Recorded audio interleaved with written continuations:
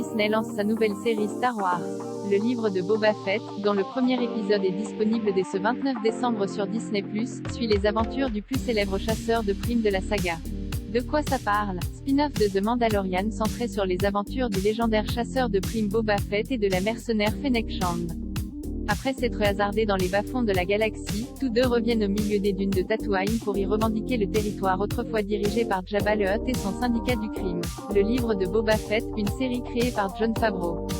C'est avec qui l'acteur Temuera Morrison endosse une nouvelle fois le costume du guerrier dans cette série spin-off. C'est déjà lui qui interprétait Jango Fett dans la prélogie de George Lucas. Il donne la réplique à Ming-Na Wen, Mulan, les agents du HULD, qui prête ses traits à la mercenaire Fennec Shand, son acolyte. Le personnage est déjà apparu dans The Mandalorian et The Bad Batch. Matt Berry, Coast of London. David Pasquesi, VEP, et Jennifer Beals, la star de Flashdance et The L Word, complètent la distribution. Ça vaut le coup des OIL? C'est au tour de Boba Fett de briller. Après une mort abrupte, pour ne pas dire ridicule, dans Le Retour du Jedi, le chasseur de primes faisait son grand retour dans la série The Mandalorian aux côtés de Din Djarin. Au travers d'une scène post-générique dans le dernier épisode de la saison 2, le guerrier se rendait sur Tatooine pour se débarrasser de Bib Fortuna et prendre le contrôle du syndicat du crime. Ce tout premier chapitre du livre de Boba Fett, intitulé Un étranger en terre hostile, reprend là où les téléspectateurs s'étaient arrêtés. L'épisode n'est pas riche en rebondissements, mais les premières bases de l'intrigue sont posées. Surtout, quelques questions trouvent enfin leur réponse et ce, dès la séquence d'introduction. La première étant, comment le tueur casqué a-t-il pu survivre au Sarlacc?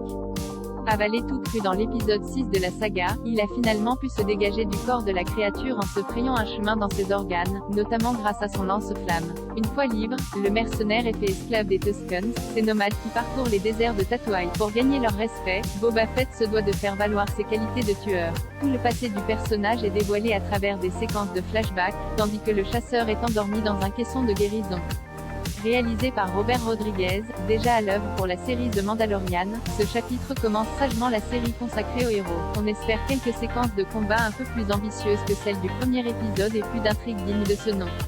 Néanmoins, quelques beaux plans viennent assurer le spectacle, tout comme l'excellente partition musicale signée Ludwig Göransson qui se marie parfaitement bien avec l'univers. La fiction a également la bonne idée de réutiliser des concepts art en guise de générique de fin. Il est encore un peu tôt pour décider si le livre de Boba Fett sera d'aussi bonne facture que The Mandalorian. Le potentiel est là, Temuera Morrison incarne un héros convaincant et ce spin-off est l'opportunité de redorer, enfin, le blason d'un personnage assez longtemps mis de côté. Le livre de Boba Fett est disponible sur Disney+.